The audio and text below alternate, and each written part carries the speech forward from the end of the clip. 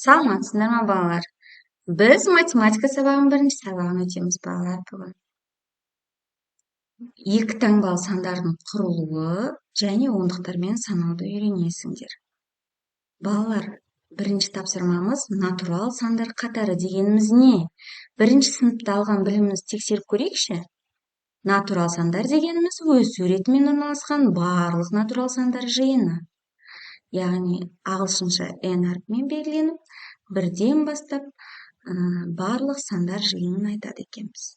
2, 3, 4, 5, 6, 7, 8, 9, 10 тағы да басқа. Ал екінші тапсырмамызға көшейік балалар. Шаршыларды сана, егер бір шаршыны бір бірлік деп қабылдасақ, онда неше бірлік бар? Санаңызшы балалар, бізде неше шаршы бар екен? Дұрыс, 10 шаршы бар екен. Бір бірлігіміз бірге тең болған кезде, екі бірлігіміз екіге тең болады екен балалар.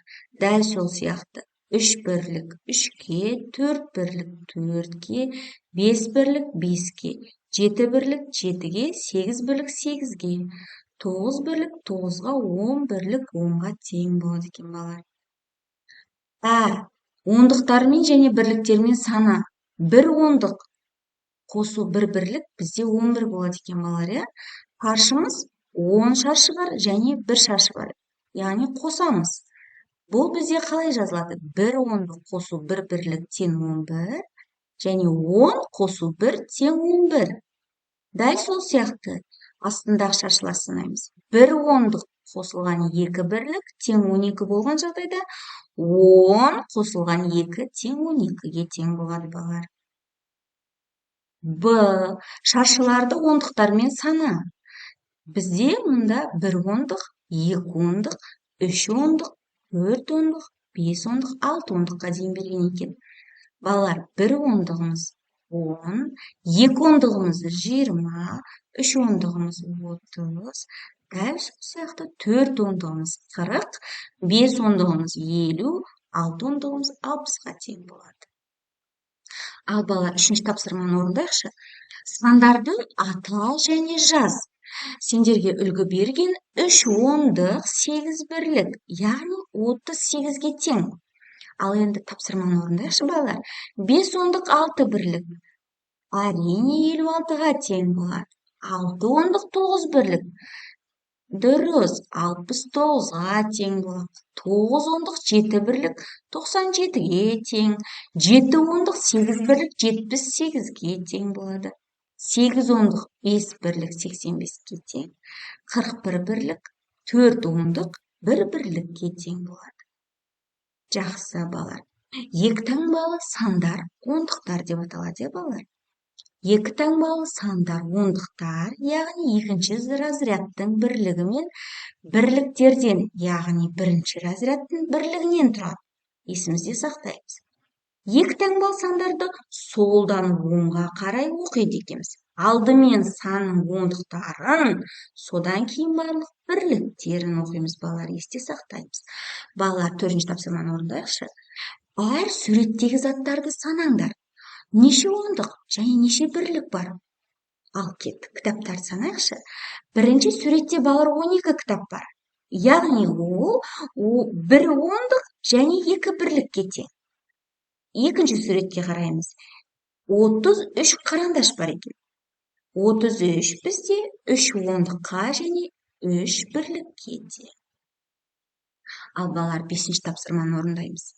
Сандарды 20-дан бастап бірге арттыра отырып 40-қа дейін өз суретімен ата.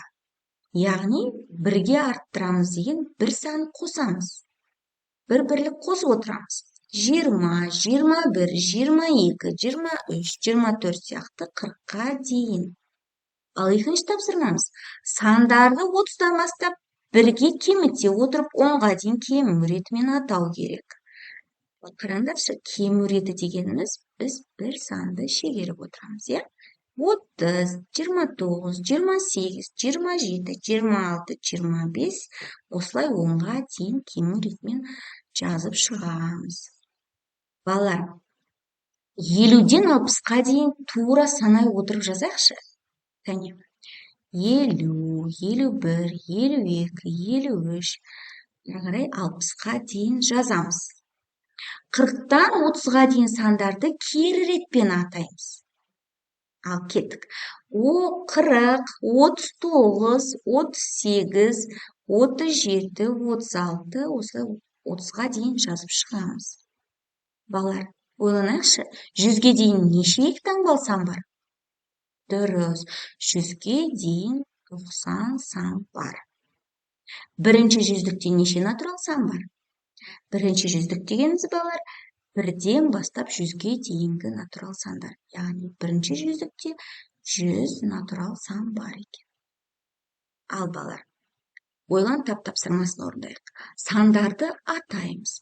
73, 37, 77, 33. Ал неше сан жазылған балалар? Дұрыс, 4 сан жазылған. Енді әр санның жазылуында 3 және 7 цифрлары нені білдіреді? 73 санды 7 ондық 3 бірлік.